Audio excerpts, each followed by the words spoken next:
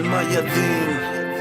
Las bombas caen, son bases claves del enclave en la redonda esfera, nave insignia porque saben que si las masas no saben, salen masas y las lanzas ante el hierro saben morir sus sueños de libertad, de humanidad sin yugo. La información será la mejor carta ante el verdugo, porque a su condición se llevó vidas porque pudo.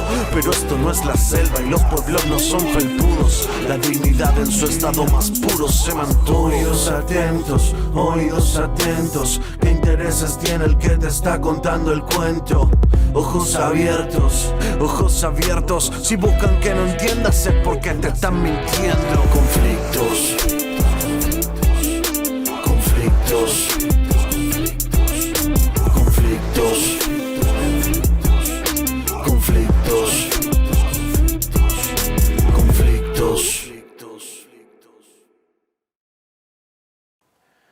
En las últimas semanas, Perú ha vuelto a convertirse en un torbellino político. El presidente Pedro Castillo, que intentaba disolver, al menos temporariamente, el Parlamento ante una evidente destitución o vacante, como le dicen en ese país, al cargo de presidencia de la República, como lo han hecho con otros presidentes anteriores, intentó la disolución temporaria e incluso decretó un estado de emergencia que sirvió para hacer absolutamente lo contrario, ya que fue el propio Congreso del Perú quien terminó destituyendo y deteniendo al presidente Castillo, convirtiéndolo en lo que algunos consideran un preso político. Soy Sebastián Salgado y hoy aquí, en Conflictos por Al Mayadín en español, estaremos hablando del golpe parlamentario en el Perú, para saber realmente cuál es el rol de la vicepresidenta Dina Boluarte y tratar de ahondar para saber si realmente es parte del proceso destituyente o simplemente está realizando un aporte temporal a esta vacante. Pedro Angulo caminaba a la izquierda de Dina Boluarte el 10 de diciembre. No hace ni 10 días lo nombraron para ocupar uno de los cargos más importantes del país y hoy es la primera pieza del tablero en caer. Y es uno de los lugares que se va a cambiar ese premierato, sí. Antiguo fiscal general, Boluarte lo incorporó a su gabinete para combatir la corrupción que tanto daño ha hecho a Perú. Pero su silencio frente a las muertes durante las protestas lo ha acabado poniendo justo en el centro de la diana. Perú es más grande que todos sus problemas, decía en uno de sus últimos tweets cuando ya se elevan a 25 los fallecidos en una de las semanas más violentas de la historia reciente del país. Esta nueva remodelación trata de calmar los aires a quienes señalan directamente a la presidenta como responsable de todas esas muertes. Pero muchos allí se preguntan si servirá de algo cuando el 70% del país la rechaza como líder. Muchos insisten también en que vuelva Castillo, el izquierdista que intentó disolver el Congreso para que no le apartara por corrupción y cuyo discurso de presentarse como mártir parece que cada vez gana más apoyo entre los manifestantes. Y para meternos de lleno en este tema, en que no solamente afecta al Perú, sino a toda Sudamérica y América Latina, también toda, hemos invitado a Héctor Bernardo, quien es analista político, escritor y docente de la Universidad Nacional de La Plata, para dimensionar y contextualizar parte de lo que está pasando en el Perú. Héctor, te damos la bienvenida aquí a Conflictos por Al Mayadín en español. Un placer, Seba, siempre charlar con vos y con tu público. Héctor, ¿cuál es tu primera lectura que pasó? Si tuvieras que ponerle un título a la situación en Perú, ¿qué dirías? Que se ha dado un golpe que comenzó hace mucho tiempo en Perú, digamos. En Perú hay un golpe continuo. Digamos, si tomamos la situación ahora como un golpe, ¿quiénes son los actores que provocaron ese golpe y quién es la víctima? Bueno, para empezar habría que señalar que el golpe no comienza en diciembre de 2022. En diciembre de 2022 concluye ese golpe, pero el golpe empieza apenas el presidente Pedro Castillo gana las elecciones. Ahí Keiko Fujimori empieza con una campaña para deslegitimar el triunfo de Pedro Castillo, diciendo que no había sido un triunfo legítimo, tratando de impugnar mesas, tratando de hacer una gran campaña de deslegitimación del triunfo de Castillo hasta el último minuto prácticamente en el que le ponen la banda presidencial. La OEA, la Organización de Estados Americanos, venía de deslegitimar la elección boliviana que terminó dando un golpe a Evo Morales, pero sin embargo en este caso Luis Almagro dijo no, las elecciones fueron válidas y el presidente Castillo será quien será el nuevo mandatario del Perú. ¿Te llamó la atención la postura de la OEA? Me llamó la atención, pero también la OEA está tan desprestigiada, y en especial Luis Almagro, su secretario general, que no tenía mucho margen tampoco para moverse y señalar, tratar de impugnar los resultados del Perú. Ya su rol en el golpe de Estado en Bolivia había sido fundamental, había sido denunciado por los propios embajadores de distintos países en la OEA, como por ejemplo el caso de Carlos Raimundi, que lo ha expuesto en más de una oportunidad a Almagro, diciendo usted tuvo un rol clave en el golpe contra Evo Morales, en la interrupción del proceso democrático boliviano, que Almagro no tenía mucho margen para moverse. En aquel momento reconoció el triunfo de Castillo y ahí mismo, de todas maneras, empezó un proceso de desestabilización desde los medios de comunicación, que ya sabemos que en América Latina están concentrados en manos de la derecha y son un actor clave que condiciona la democracia en todos nuestros países. Los medios de comunicación que en América Latina están en su mayoría dentro del sector privado, y de ese sector privado en su mayoría están en manos de la derecha, que concentra el discurso y que lo vuelve un discurso único desde el sur del Río Bravo hasta la Patagonia Argentina. Esos medios comenzaron a socavar el poder de Pedro Castillo como presidente del Perú, y un actor fundamental que es quien termina dando el golpe en diciembre de 2022 es el Congreso peruano, un Congreso que desde el minuto cero empezó a tratar de impedir que Castillo pudiera gobernar, empezó a desgastar su gobierno, empezó a quitarle ministros. El caso de Héctor Béjar es el caso más emblemático, ¿no es cierto? Un ministro que duró apenas días como ministro de Relaciones Exteriores del Perú. Y que tenía la experiencia para apoyar, ¿no?, a un gobierno de coalición, porque recordemos que Perú Libre no fue el único partido que puso a Castillo en la presidencia del Perú, sino que hubo una coalición partidaria en la cual se unieron varias fuerzas, y en ese contexto Héctor Béjar parecía ser una persona que hiciera un aporte diplomático importante, ¿no? Además, Béjar era la pieza clave para el rumbo que iba a tomar el gobierno de Castillo. Al sacarle a Béjar, al obligarlo a mantener al presidente del Banco Central, al condicionarle ya sus primeras medidas, ya Castillo mostró debilidad, y hubo algo que Béjar dijo en algunas entrevistas cuando lo obligaron a renunciar, que fue: si el presidente Castillo convoca al pueblo y gobierna con el respaldo del pueblo, va a poder terminar su mandato. Si no lo hace, bueno, sus días pueden estar contados. Y así fue. Castillo dudó en convocar masivamente al pueblo desde un primer momento, dudó en profundizar las reformas que él había planteado, en llevar adelante las reformas que él había planteado en su campaña, en impulsar la Asamblea Constituyente para construir una nueva constitución que es clave en Perú, seguramente de eso hablaremos luego, pero dudó. Y ahí la duda es terrible, digamos. Cuando se duda con un enemigo tan poderoso como las oligarquías locales de América Latina, que están en alianza con el imperialismo norteamericano y con el imperialismo europeo, ahí entramos en una situación muy compleja en lo que solo nos queda el retroceso y contar los días hasta que ese gobierno se derrumbe. En las primeras horas vimos que algunos gobiernos latinoamericanos dudaban realmente qué era lo que estaba pasando, y en tanto y en cuanto no sabían qué postura tomar. La propia República Argentina en un principio saluda desde el gobierno de Alberto Fernández a Dina Boluarte, y días después de alguna manera se retracta diciendo prácticamente que el presidente sigue siendo Pedro Castillo y que por tanto podría considerarse como un preso político. En la misma sintonía vemos a Venezuela, a Cuba, a Nicaragua. ¿Rompe esto nuevamente el bloque latinoamericano?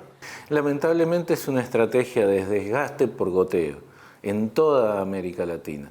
Vemos cómo en esta segunda ola progresista que se está dando en la región se ha vuelto más amplia la ola progresista. Ha incluido países que no estaban en la primera oleada, como Chile, como Perú, como Colombia, como el propio México, pero a la vez es más suave. Como hablaba con... Como el propio Chile, digamos, que está reconociendo a la nueva presidenta, vamos a decir. Sí, pero además Chile, que ese es un caso muy particular también, está, como decimos en Argentina, y para usar un comentario popular, está retrocediendo en hojotas, ¿no? Y se le está complicando realmente llevar adelante lo que el pueblo le pidió y por lo que fue votado, digamos. Entonces, si le cuesta llevar adelante las políticas hacia adentro, hacia afuera, de hecho, quedó bastante condicionado apenas nombró a la canciller chilena. Ahora, Héctor, vos hablabas de la necesidad del presidente Castillo de gobernar con el apoyo de su pueblo. Pero en el momento que decretó el estado de sitio, la abolición del Congreso, no duró ni 2 horas. ¿Por qué fue que él no buscó un respaldo, si se quiere popular, si se quiere tal vez haciendo consensos dentro de su propio gabinete con diferentes fuerzas políticas que respaldaran el nivel de decisión que le estaba tomando en ese momento? Yo creo que la medida de Castillo fue casi un manotazo de ahogado. Ya nos enteraremos más detalles con el correr del tiempo, pero por la información que tenemos hasta el momento pareciera ser que Castillo entendió que se estaba llevando contra él ya un tercer intento de vacancia. Ya había el Congreso que había intentado desestabilizarlo, que le había quitado ministros, que le había frenado proyectos políticos para llevar adelante desde el Estado.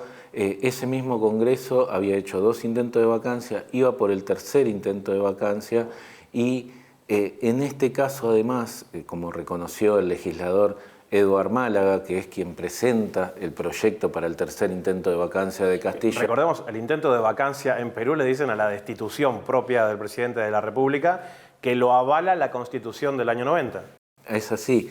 Y que se ha llevado puesto a varios presidentes en Perú. La lista hacia atrás, cuando miramos Toledo, Fujimori, Ollanta Humala, el propio PPK, claro. El propio Vizcarra, que es Pedro Pablo Kuczynski, es destituido, asume Vizcarra, que dura también 2 años, es destituido, asume Merino, se va, asume Sagasti.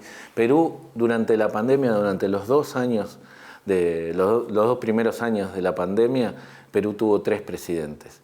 Eso demuestra también la inestabilidad política en Perú, que tiene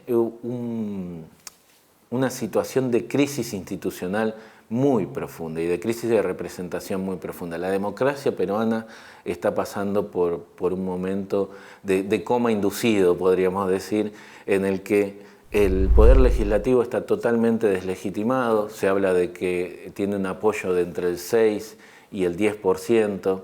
El poder ejecutivo está muy cuestionado, sobre todo ahora con este nuevo golpe de Estado y la asunción de facto de Dina Boluarte. El Poder Judicial es un poder totalmente corrupto y también deslegitimado, sin ninguna confianza del pueblo en sus decisiones, y tanto el poder económico como el poder mediático está concentrado en las manos de la derecha.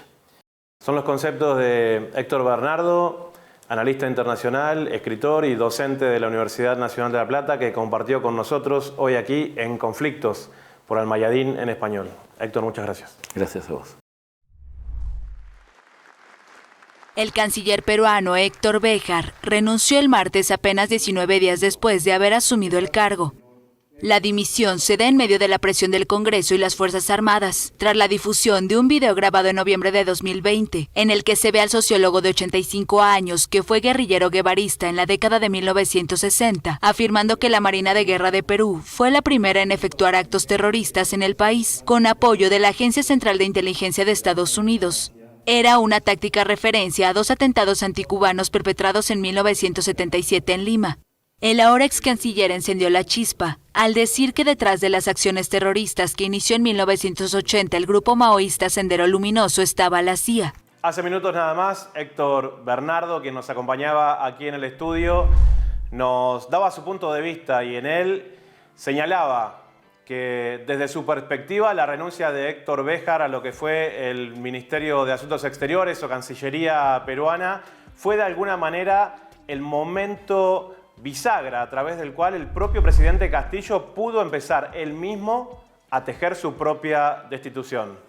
Por eso nos enorgullecemos en este momento de tener la posibilidad de entrevistar al propio Héctor Béjar, profesor universitario, catedrático, escritor, aquí en Almayadín en español, quien de alguna manera, estando en el Perú, nos ayudará a dimensionar mucho más lo que está pasando en ese país. Héctor, lo saludamos aquí desde el estudio latinoamericano de Almayadín. ¿Qué tal? Buenas tardes o buenas noches, depende de la hora en que estemos hablando.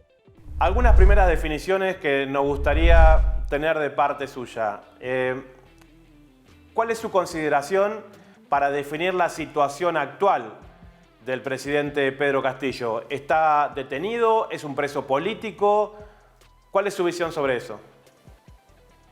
Por supuesto, es un preso político. Se anuncia su prisión por un mínimo de 1 año y medio, 18 meses, solamente para investigarlo. Y sus acusadores, inquisidores, quieren condenarlo a una pena que podría llegar hasta mínimo 10 años y un máximo de 30 años. Esa es su situación real.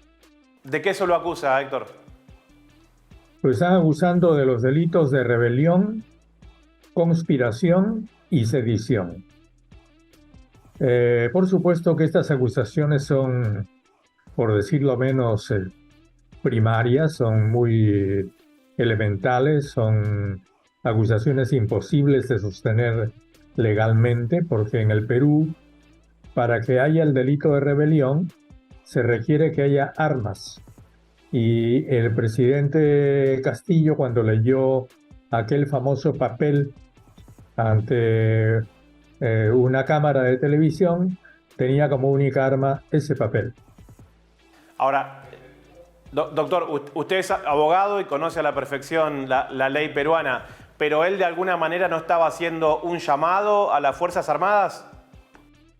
Él lo que estaba es ordenando a las Fuerzas Armadas cerrar el Congreso. Entonces, lo estaba haciendo él y por tanto el delito de conspiración tampoco le correspondería, porque conspiración, por el prefijo cons, supone, implica, exige la participación de varios cómplices. Y al parecer, lo que la Fiscalía ha podido demostrar hasta el momento es que había solo un cómplice, el propio Castillo. ¿Por qué cree usted, si me permite, usted que conoce de cerca la actualidad, pero sobre todo la política peruana desde los pasillos, podemos decirlo así, ¿por qué se lanzó el presidente Castillo a dar, digamos, un mensaje de ese calibre político cuando evidentemente no tenía el respaldo que hace falta para eso? Ese es el misterio del asunto. Nadie conoce esa respuesta, yo tampoco. El propio Castillo se ha negado a responder por qué decidió, en qué momento, con quiénes, sus asesores, ministros, han negado tener participación en esto.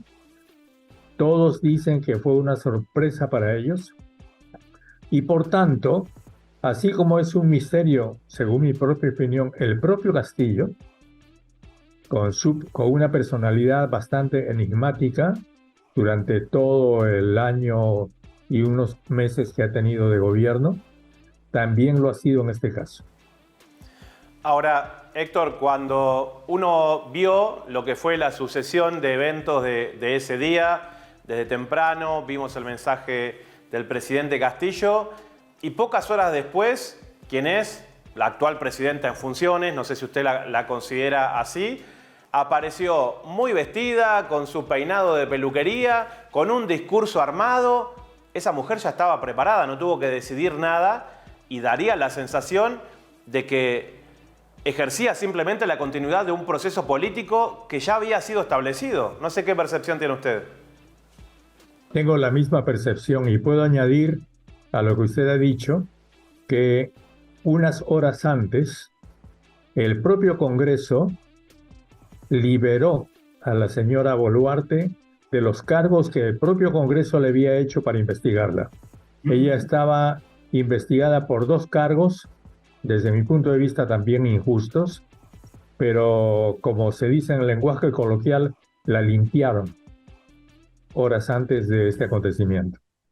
Ahora, Héctor, sea como sea, desde que ella asumió, Perú tiene más de 20 muertos. Ella es la responsable directa de la represión que estamos viendo en el Perú y cuando vemos la gestión de Castillo, por más que no haya llegado a los 2 años, no hubo un solo muerto por represión.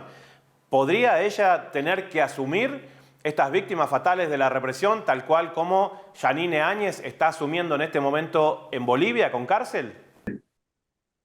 Lo que hay en el Perú en este momento es una dictadura militar encubierta. Ella gobierna con un gabinete que además ya renunció o ya anunció. Una parte del gabinete renunció, 2 o 3 ministros. De los otros, ella ha anunciado su sustitución por otro gabinete. Ese primer gabinete era un gabinete muy neutro, con muy poca experiencia política y con más experiencia financiera, por lo menos la mitad de ellos vinculados a los negocios financieros, muy vinculados al anterior presidente Kuczynski, que ha sido un presidente que tuvo también que renunciar.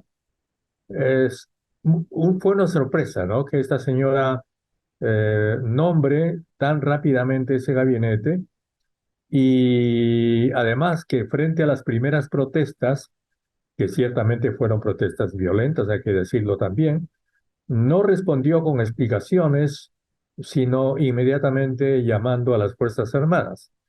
Entonces, en este momento el Perú es un país ocupado por su ejército, tiene todo el país bajo el estado de emergencia, incluidas las provincias donde no ha pasado nada, porque los acontecimientos de estas últimas semanas han acontecido en la mitad del país, en la otra mitad ha habido relativa tranquilidad, pero todo el mundo está en estado de emergencia y en algunas provincias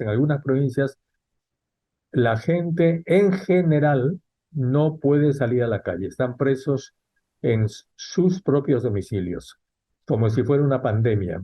Es una cuarentena lo que hay en unas 9 regiones del Perú, en provincias de unas 9 regiones del Perú. Ahora, Héctor, yo recuerdo bien el contexto de lo que fue su renuncia como ministro de Exteriores del presidente Castillo, en el cual se le acusaba a usted de haber hecho denuncias, aunque habían sido en otro momento político, contra las Fuerzas Armadas, si no recuerdo mal, contra las fuerzas navales, los marinos, si no recuerdo mal. Daría la sensación de que esos poderes fácticos terminan decidiendo quién gobierna en el Perú. Una vez más, en este momento están gobernando el Perú.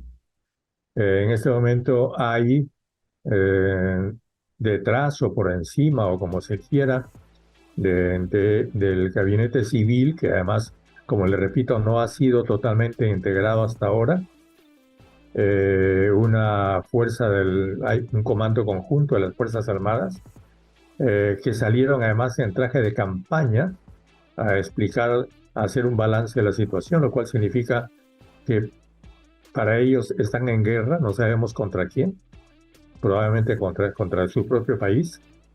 Y además, hoy día se anunció, ha habido dos anuncios. El primero, que los acontecimientos que han costado más de 20 muertos serán investigados por las propias Fuerzas Armadas, no por ninguna autoridad civil, contrariando acuerdos formales del Perú con la Comisión Interamericana de Derechos Humanos y con las Naciones Unidas, que establecen que los ejércitos en ningún país de América Latina pueden ser fueros judiciales para investigar a sus propios oficiales o soldados. Una garantía de impunidad. Y el segundo anuncio es el nombramiento rápido del nuevo director del Sistema de Inteligencia Nacional, que es un coronel que ha sido el enlace del ejército peruano con el Comando Sur de los Estados Unidos. Como usted comprenderá, es casi anecdótico o divertido que nosotros estemos, el Perú, dentro del Comando Sur de los Estados Unidos. O sea que si entendemos que el Comando Sur de los Estados Unidos tiene injerencia en el Perú, estamos diciendo que nuestro territorio es parte del de los Estados Unidos, ya que estamos bajo la jurisdicción del Comando Sur. Entonces, la persona que ha sido educado en los Estados Unidos militarmente, que ha sido agregado militar en los Estados Unidos y que además ha sido el enlace del ejército peruano con el Comando Sur, es el actual y además comentarista en un canal de televisión que se llama Willax, aquí, que equivale a Fox de España. Ese es el hombre que está en este momento haciendo la inteligencia del Perú. Teniendo en cuenta esos datos, ¿qué nivel de injerencia tuvo la propia Embajada de Estados Unidos en Lima en lo que es este golpe parlamentario y la detención que convirtió a Pedro Castillo en un preso político? Yo sigo sosteniendo que al comienzo este ha sido un proceso muy local, llevado a cabo por las bandas, por las pandillas, porque las pandillas en América Latina no solamente son de pobres, hay pandillas de ricos también, nosotros las tenemos varias y están en el Congreso. Entonces, estas pandillas, que son las que persiguieron al presidente Castillo desde antes de que ganara la elección, porque aquí las elecciones fueron violentas en el Perú en términos de lenguaje, un lenguaje absolutamente violento. Estas mismas pandillas son las que, creo yo, que han organizado y han llevado a cabo la operación por la cual la señora Boluarte fue rápidamente, en un proceso de menos de una hora, elegida por el Congreso, por un Congreso que además tiene solamente el 6% de aprobación y más del 90% de desaprobación en el Perú, como presidenta de este país. Héctor, ¿dónde queda parado las fuerzas políticas de los partidos de ultraderecha vinculados a Fujimori en todos estos movimientos políticos? Es que en el Perú no hay partidos.